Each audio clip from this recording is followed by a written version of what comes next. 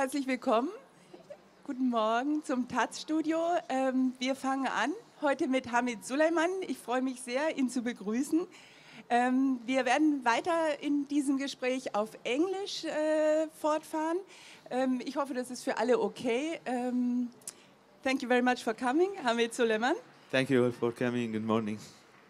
And thank you. Hamid is presenting today his graphic novel Freedom Hospital, who has come out with Hansa Verlag just a few weeks ago. And this graphic novel is a very moving story about the Syrian civil war. It takes place, the story, in 2012, just after Hamid left Syria. Can you tell a bit about how your situation was when you started writing this novel? Drawing this novel, started writing and first, drawing. Exactly. So, like I left Syria, I had to leave Syria, and first step I went to Egypt. And like when I was in Syria, I was just implicated in the beginning of the revolution and all of this. And like when you are inside, you think that, okay, everybody knows what's going on. And when I went to Egypt, and it's an Arabic country, and it's just next to Syria, and like really in the center of Arabic media, and I was a little bit shocked there that people don't know what's going on in Syria. Everybody asked the question, what's really going on in Syria? And then I started more to have a distance and to realize what are people outside thinking about what is going on. And then this is why I took the decision to start to write this story. And when I started to write this story, I didn't want just to present my point of view or one point of view, because until now, every time somebody asks what's going on in Syria, I say it depends who you are asking. Like if you are asking a Syrian, it depends if he's with the regime, if he's come from Aleppo, from Raqqa, which city does he come from? So the country is totally divided. Sometimes the same city is divided in different sectors and zones. Some of them are starving from death, the other are just living normal life, and sometimes it's really complicated. And I wanted to show some part of this diversity. And this is why I started to write the story, and I decided to present, instead of presenting one character, one story, I wanted to present a gallery of characters that represent this diversity. And this gallery of characters we find in Freedom Hospital. It's like a crossing road of different lives there. Can you comment about the people, or about the main characters there you chose for Freedom Hospital, what they stand for? Like actually, I more get from my experience and people around me. So like certainly like the characters, most of them are inspired by real people somehow. And then I wanted to add also like how the other is thinking at the same time, how everybody is thinking about this, because sometimes you feel like, okay, all people who are fighting, they think that they are fighting for a better Syria, and they are fighting other people who are fighting for better Syria. And this is what civil war is. And after all, in civil war, there are no winners. Everybody will lose, and the country will lose, and everybody is losers. So I didn't want to do some sort of propaganda or for something. I just wanted to ask myself somehow, if I stayed in Syria, what I will be living now, since I am out of Syria. So I was imagining the continuity in my life inside somehow. And on another hand, I wanted more to have this dialogue about what's really going on, what's the truth.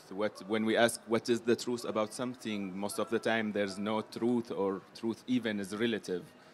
Yes, because here with Freedom Hospital, there is no, it is drawn in black and white, and black and white is sort of for good and evil in a way, but there is no good and evil in your novel, I'd say. Like this is that there is always very thick layer between fiction, reality, good, evil, wrong, right, and mostly when I write or anybody writes, it's like you are the reference for this layer between what's going on. So like me, I was more looking to ask questions than to give answers. And this is why I had a narrative way. Firstly, like I wrote the story like the common Arab literature story, like Najib Mahfouz, the Egyptian author who won the Nobel Prize, and like he wrote most of his stories where there are never one hero who lead the events, because life in Arab world is more plural life. Here in Europe it's more individual. So mostly in literature here we have one hero, we follow him from beginning to the end. In Arabic societies, still families live in the same neighborhood and all, and mostly his hero is the place. So like it's the street, the neighborhood, a building, and people inside. And this style exists in Arabic literature in general. And I was inspired by this to start how to present things. And at the same time, I wanted more to ask questions, to just see. Because when you give an answer, you might be right, you might be wrong. But when you ask questions, people will think about the answer and they will get their answer. Yes, I think we should start to see some of the pictures to give you a better impression of how the style works. And I think it would be nice, Hamid, if you could just comment a bit about on the story, which centers on this hospital, which centers on Jasmine, who is sort of like the creator of this hospital. Can you comment on this? Yes. Exactly. So here's the first page, actually, of the book where we see that there's Yasmin, who created the Freedom Hospital. And Freedom Hospital is a clandestine hospital, a field hospital that was made to help people in areas where the regime stopped all the public services because they get out of his service. So here's Yasmin. She goes out and in all the time to smuggle goods inside. And then we have Sophie. She's Syrian French, who came to Syria for the first time since long time to get to an area not controlled by the regime and to make a documentary about this Freedom Hospital. Here, this photo, it's a symbolic photo a little bit because I used a lot of photos, actually. It's real photos. I redraw over those photos. And I noticed that like in the media, we always have some sort of photos that are going all over the world about what's going on in Syria, and we always see like people demonstrating, people helping each other, people killing each other, and we just see those photos and we just see faces and we don't know who are those faces, what are their story. And always, even me myself, when I see a picture, I ask, what's the story? Who is this person? What's behind him? And this is why I mixed my characters. They are inside those photos. And I can present some sort of who might be some of those characters or some of those faces that we see. So like more putting a story behind the face. Yes. This is one of my favorite images from the demonstration where you see you took this image of Matisse, this very famous image. What does it stand for in this respect?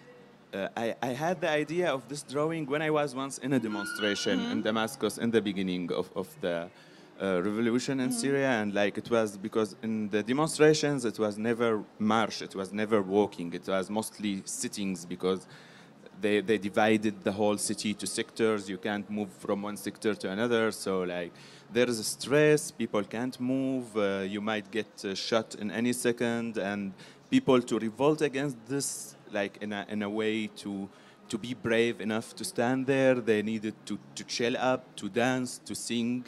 And most of the demonstrations starts to become singing and dancing and making some sort of traditional dance where people make circles around each other.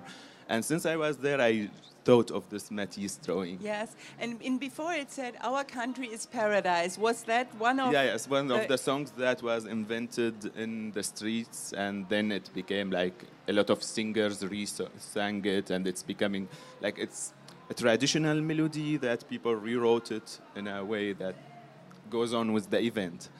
Would you still say that Syria is paradise in a metaphorical way, but there I is am not no... a nationalist, actually, so like I don't believe like Syria is the borders we have today. It's like a French and a British who draw those lines, but I feel that, okay, all countries are paradise and like we belong there. So certainly the country that you belong to is your paradise, even if it gets destroyed.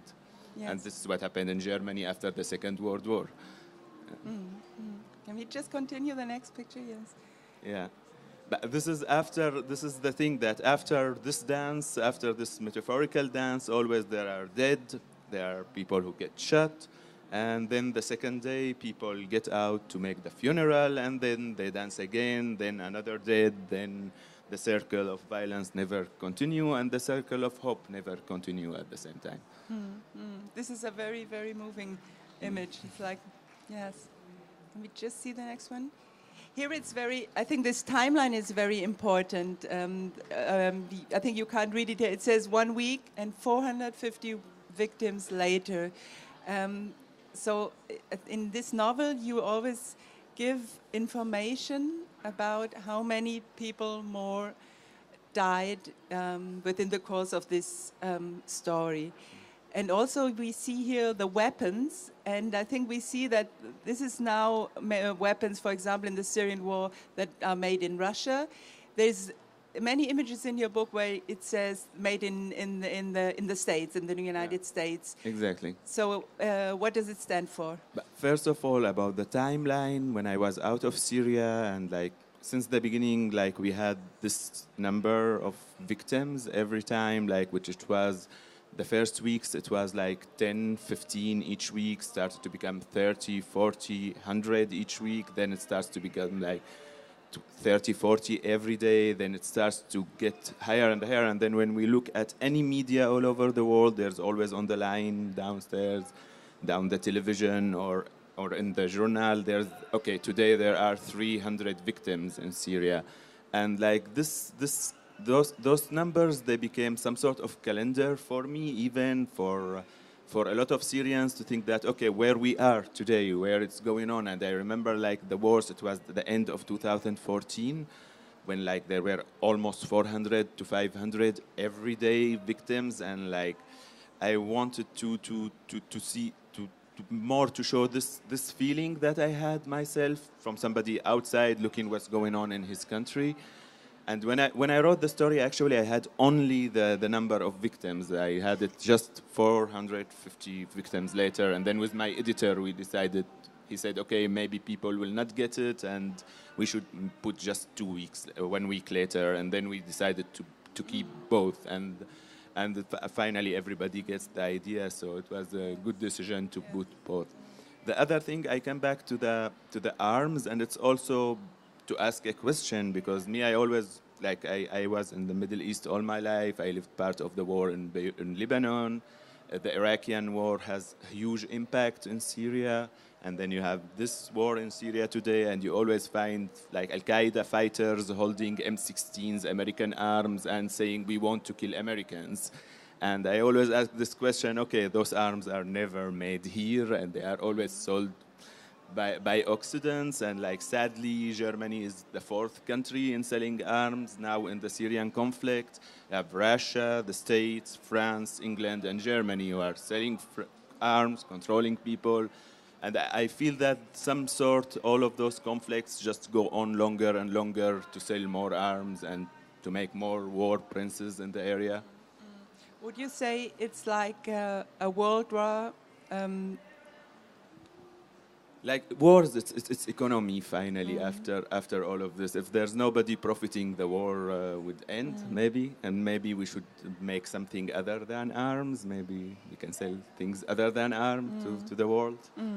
A strange thing is that these arms here, how you draw the military situation, it always looks, or almost looks beautiful. Have you had a discussion about that? But I am an architect originally, and I love rigid objects. So like drawing rigid objects, cars, buildings, easier than drawing faces and bodies. And even when I draw faces and bodies, I make them more rigid than they are. Yes. Yeah. No, because it's really the aesthetics of this is very... very interesting. Also, when you have images there where you work with YouTube videos, for example, and this gives us interesting ambience, so to say. I think that I was always obsessed by shadows and like that what shadow could mean. Like your shadow is some sort of like it's your some sort of your reflection, but it's never really your shadow is always shorter than you, longer than you, but always when you see the shadow, you can know what is the real object or geometry you are looking at. And like in architecture, I studied this, I focused so much on this. And then I always try to develop a way that I draw the whole picture with pencil, and then I ink only the shadows.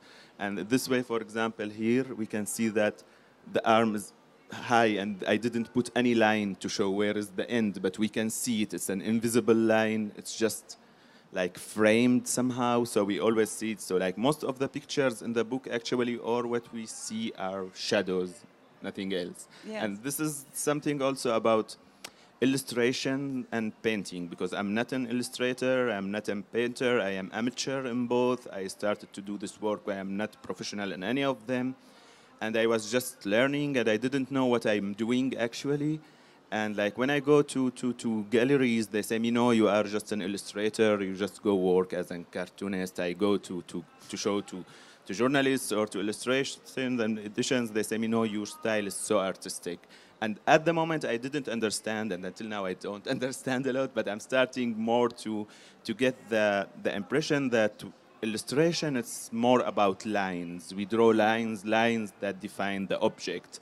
But in painting, it's more the mass of color that define the object. And finally, I figured out that I was doing something between this and this without knowing, so it was good after all. But it's good, like, when we don't know, like, being amateur was a force at the same time. Yes.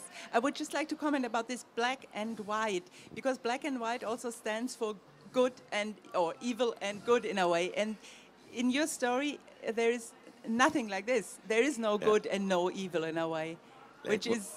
when I was younger, I was more naive, and I'm still naive in a way, but I was so extremist in a way of thinking, and I always thought that everything is black and white. And even when we mix colors, if we want to make gray, it's not half white and half black. When we want to make a gray, we take a lot of white, add a little bit of black, and you have one of the 50 shadows of shades of gray. So like gray is not half-half. Half-half you will have like light black, ivory black. So I had this philosophy, and it's a little bit extremist philosophy. And people always used to say me, okay, but life is not black and white. And then I said, okay, what if life always black and white? And I wanted to propose always. And so I stopped using colors, and I understood that it's not like it's naive to think about this, but at the same time it's interesting to propose this. Yes. Can we just see the next picture? Yeah. Yes. Yeah. Here another thing that I did, and I didn't understand what I was doing, because me in Syria, I didn't know how graffiti were made. So I didn't know that there are stencils and sprays and all of this. I thought that people draw directly like this. So like I started to learn how to draw directly like a graffiti without having the stencil and all of this. And then like some people ask me, okay, did you draw all the comic with stencils and sprays? Okay. Let's see the next one. Like this is double page between two scenes, and this is something in the like comics. Already it's called the ninth art or the sequential art. And comics industry and comics creating and comics writing, it's some sort in the middle between a film and a novel. In the novel, we have only the text that explains us all, and we have to build images in our head. When we watch a film, we will just accept the imagination of the team who made the film. This is why generally people, when they watch a film that they read the story before, they will say, we didn't like the story, we prefer the film.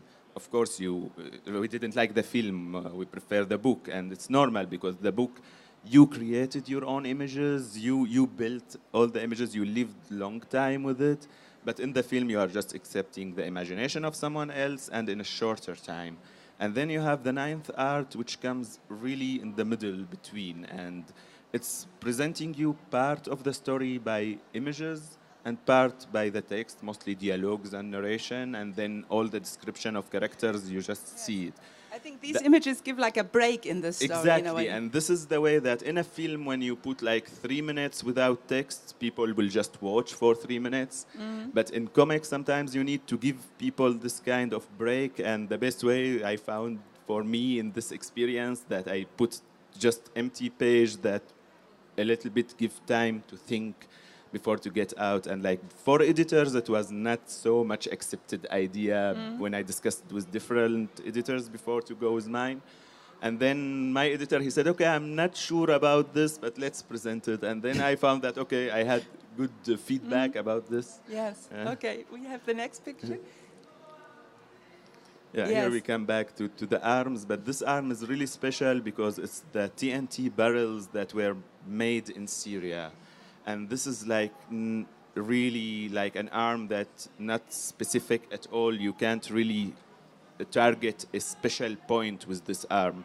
So mostly when you drop those bombs, it's just a helicopter who drop the bombs. You don't know where they will fall, and most of civilians were killed by those barrels that we call them. And always there are sequences on Facebook, on YouTube, where people are just looking at the barrels falling.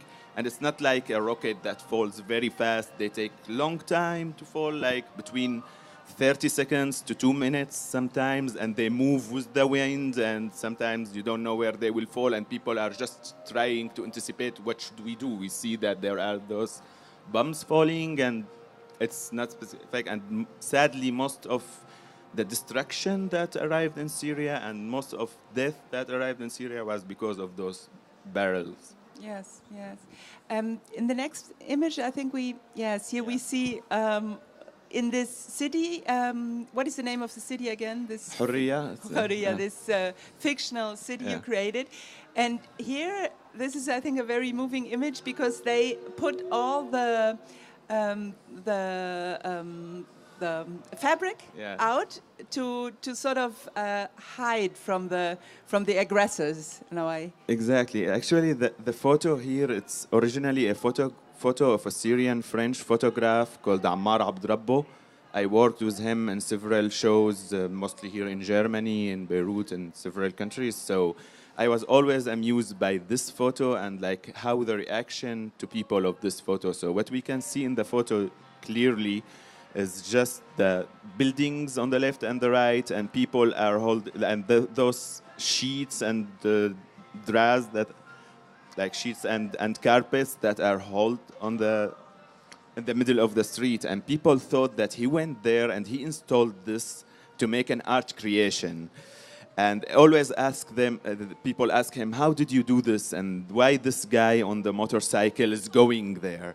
And then he had to explain all the time to people that this was a strategy that people used to put when there is a sniper. So when there's a sniper, if he can't see you, he can't kill you. And if you block his vision, you can just move. And this became really strange. And this close to the idea of the 3 buses that were installed by Manaf Halbouni in Dresden.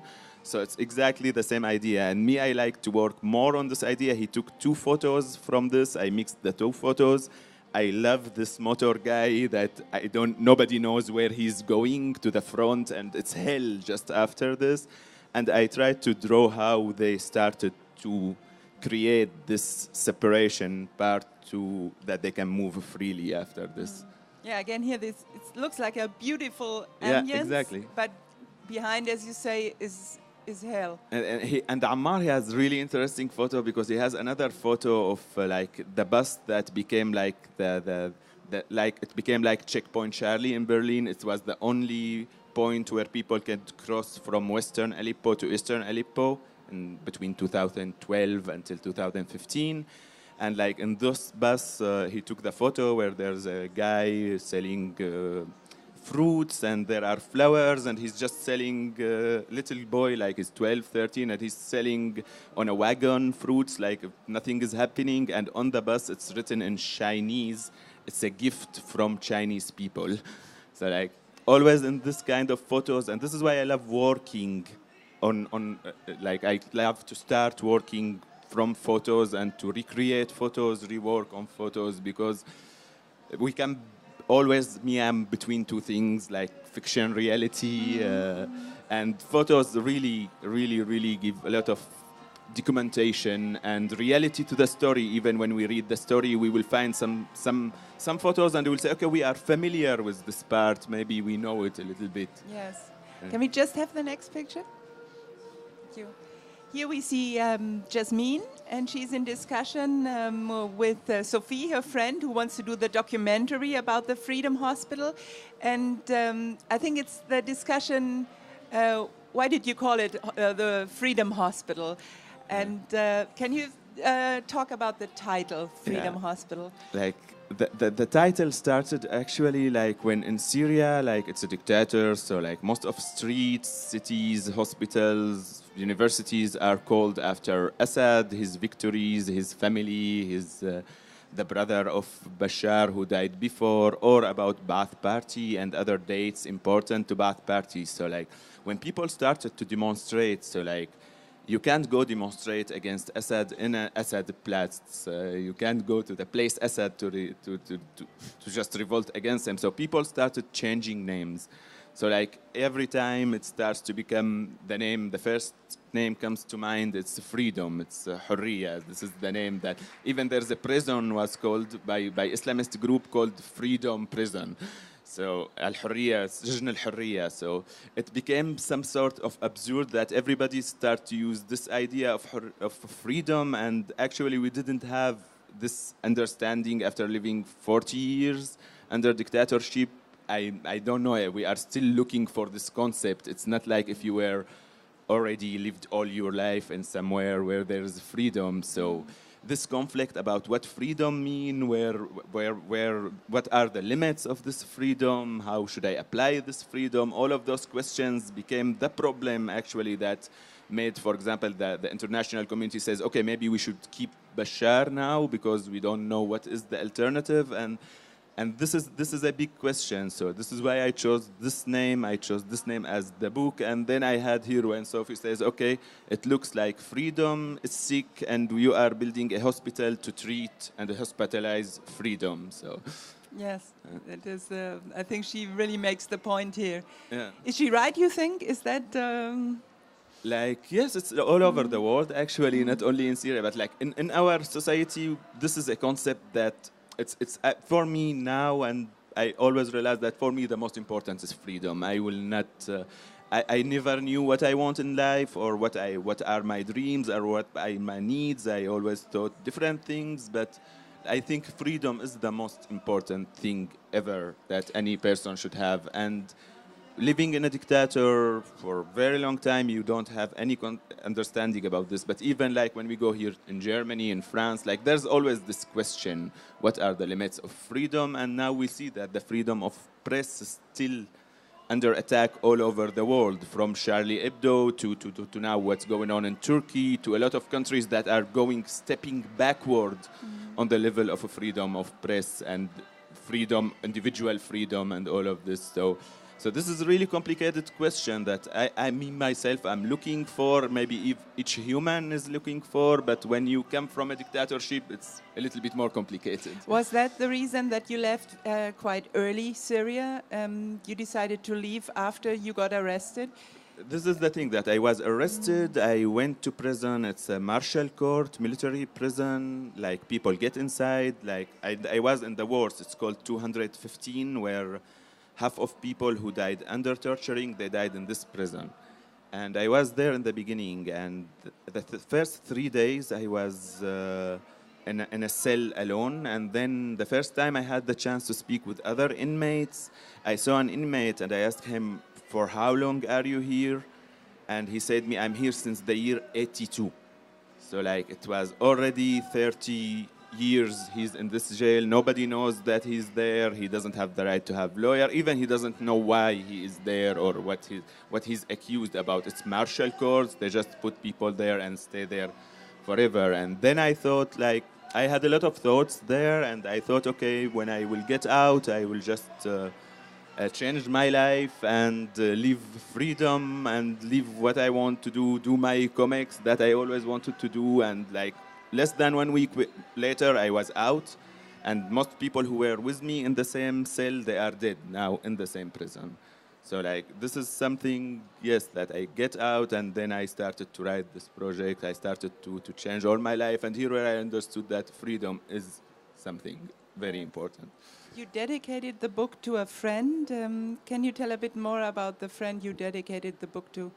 Yeah, like also the sad thing that most people who were killed in prisons, they are not Islamists. Actually, Islamists, they were released from prisons. When the revolution started, when people started to have demands, what the regime did, they released all the extremists who were in prison already, and they took all pacifist intellectuals to put in those jails. And a lot of journalists, artists, authors, professors died there. I was in the same cell with a professor of French language in the university who died there less than a year later. He was released, and then they arrested him again, and he died again.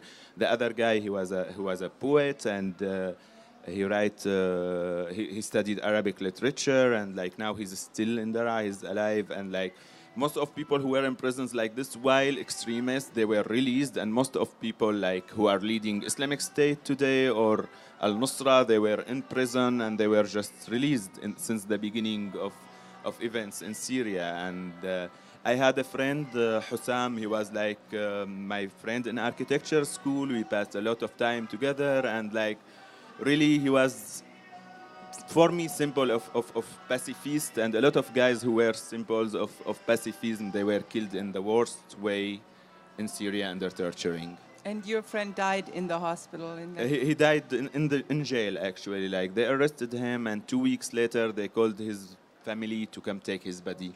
And then later, when there were these photos also from Caesar, who the inside guy who ran away, who deserted, with 13,000 pictures of people who died in prisons, and most of them died in this, you see always the number 215.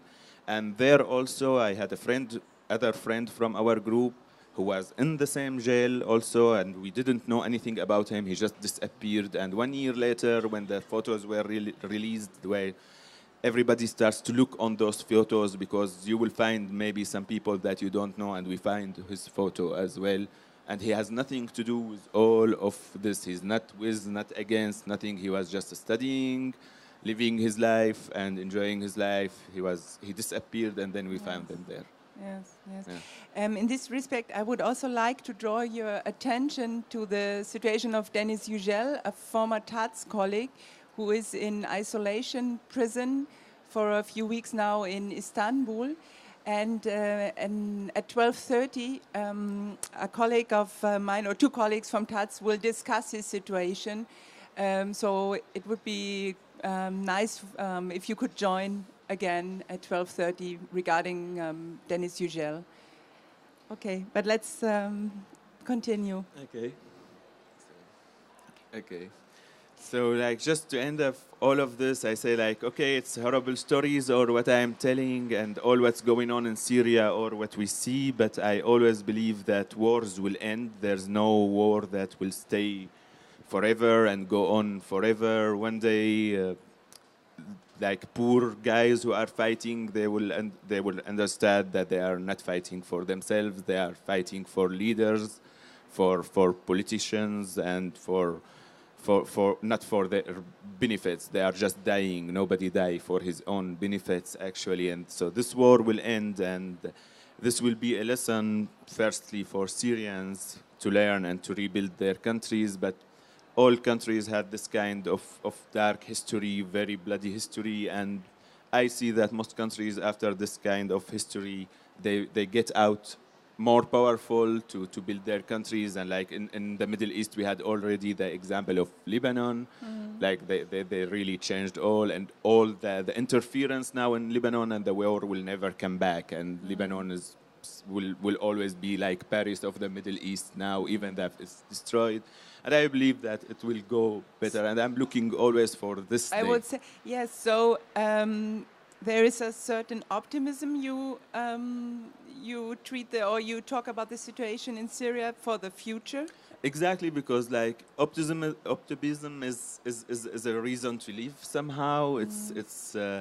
it's like we are forced to be optimists. We have to be optimists to continue to live, to continue to look, to continue to have goals, analyze, draw, paint, study, all of this, and this exists actually. When you compare the situation 2012 to now in Syria, is there any cause for optimism, or?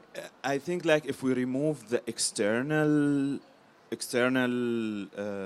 parameter now and what's going on in Syria, most Syrians understand now that, okay, we should not go to this war. This is not our war. Like most people who are pro-regime, they don't believe in the regime anymore. Most people who are fighting for Islamist groups, they are just, okay, we don't have other choice now.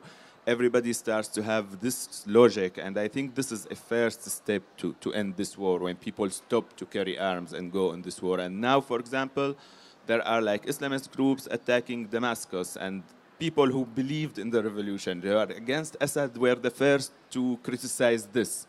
So like this process, it's really the value of democracy, the value of believing, okay, I will not support an evil act even if it's good for me politically. And this is some sort, when you see here in Europe, like two groups demonstrating against and with an issue. And this is democracy. This is what people are looking for. This is the values that Europeans defend and want to have this. And those understandings are getting better. But like if you look in history, French Revolution, it was bloody revolution. It ended up with another dictator, then another dictator, then like Napoleon Bonaparte, he made an empire. He changed the system of the monarchy to come with the system of banking and businessmen since that time. And the real freedom or democracy that we speak about in French, it comes with the Fifth Republic now. So what will come after Assad? What do you think? But it will become other steps toward to have more freedom and better country. But I don't think that after Assad it will become the best democracy of Earth directly. But it's steps. It always takes steps. Even like if we look back now, when like people speak of after Second World War here, like you had after Hitler. Okay, there were Konrad Adenauer, and he was not a real Democrat guy, but he was not a dictator. So like it was a first step, and things develop. So it's always like this, I believe. There's no movement from monarchy, dictatorship toward democracy directly. Can we just continue, because we only have a few more minutes with the story here? Yes. There's one more. Yes. Yeah, those are the images of the propaganda of the Islamic State, and we see here also the same way that I took YouTube images, and we see like a woman with burqa fighting, and she has a Kalashnikov made in Russia and used by the Islamic State. And the image after, they have Humvee, American Humvee, and it's used by the Islamic State as well.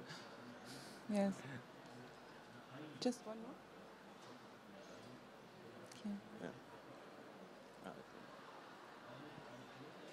Stayed only one picture. Can we move to the one yes. after? Yeah. Here are like in each chapter of the book, I made this how we call like site plan photo for the city that we created, and the book is 4 chapters. So recently there is a discussion about the term which is called urbanicide, which means urban genocide that's going on in Syria, especially that all Syria, it's like patrimoine mondial. Most of buildings in Damascus or Aleppo, they belong to 6,000 years, 4,000 years, 2,000 years old. And sadly, in Aleppo, all of those monuments are destroyed. And this is also something that, as an architect, also touched me so much. And then also the photo, when we see photos of destruction, even if we don't see blood and people dying, we can imagine always what's going on, what happened to people who live here. And this is why I took like 4 parts. In each part of the book, we will find one of those pictures where we see how the city was. It was like a traditional city center in any Syrian city. So you have like old mosque, old side of the city, and some modern side some places under construction. And here's the first chapter, the second chapter, the destruction starts, and if we can move to the photo after, please, it continues.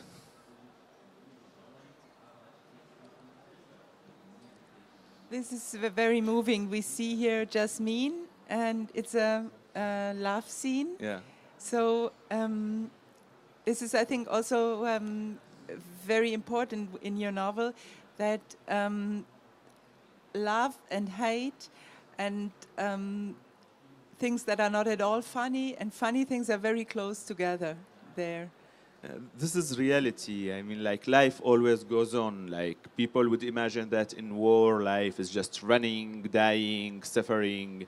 And actually, like, in wars, like, people, they look more to find way to have fun. A lot of people start to get married directly. A lot of people says, maybe this is the last day of my life, so I want to enjoy it, so I want to do more. And if you look at Lebanon, like, I always say to people, if you want to go party, go to Lebanon. Nobody knows what parties mean until you go to Lebanon. 20 years of war, people couldn't go out of their sectors. What they do, they party every night. And this is happening now. Like, I have all my cousins, they get married during the war. They can't make their weddings at night, so they do it during the day. And just life continue, and this is hope, and this is resistance. This is life, actually. Yes, I think one of my favorites is also the drug trip in this book. Yeah. It's really funny. I think we can't see it here, but it's very, very funny. Yeah, just continue. Is that? Mm-hmm. Yeah, this is yours. Yes, exactly. Yeah, Well, exactly. Like, a lot of people during war, they say, okay, we should revolt against all the values. A lot of things we never dare to do during our lives, and now maybe it's the last day of our life, so we should do. And I noticed that this is now also some sort is going on here in Europe, because with the attacks, people always speak about, okay, why those attacks? What we should do about those attacks? How to stop those attacks? Why people are attacking? And always I ask the question, okay, why people continue to live? How people continue to live? And this is the most important, is that, okay, when we are under stress or everybody feel in danger, you will rethink of your life. Maybe like you always lived a normal life that you never thought of anything, and then suddenly you are in Paris, you say, okay, now I am in a danger that every day I might go out and never come back. What did I do with my life? What should I do with my life? And here, what I call the art of living and the art of resistance, just by living and by standing alone. Resistance is not, I don't believe in violence, because violence people, they want violence, and they are looking for this circle of violence. And to stop this circle of violence, we should live. Yes, and this is what Jasmine, also one of the center figures in this book, she does. Everybody does. Yes, really. Okay. Is there any more pictures? Or? Okay. Yeah, okay. Just we move to the last picture. Yes, yeah. So like the hospital get destroyed each season, and it's rebuilt all the time. And this is also like, I'm really amused when I see volunteers, Syrians, foreigners, wherever they are from, they are still working and giving and doing things, waiting for nothing, just to help people in the worst situations ever, and they continue and they go on. A lot of associations, volunteers, working inside Syria, working in countries around Syria, working in any place where there are Syrian refugees, and I just get amused by those people who never get bored of doing what they believe should be done. Okay. Thank you very much, Hamid Sulaiman. Thank Vielen you Dank, all. Hamid Sulaiman. Thank you very much. Thank you. Vielen Dank. Danke. Okay.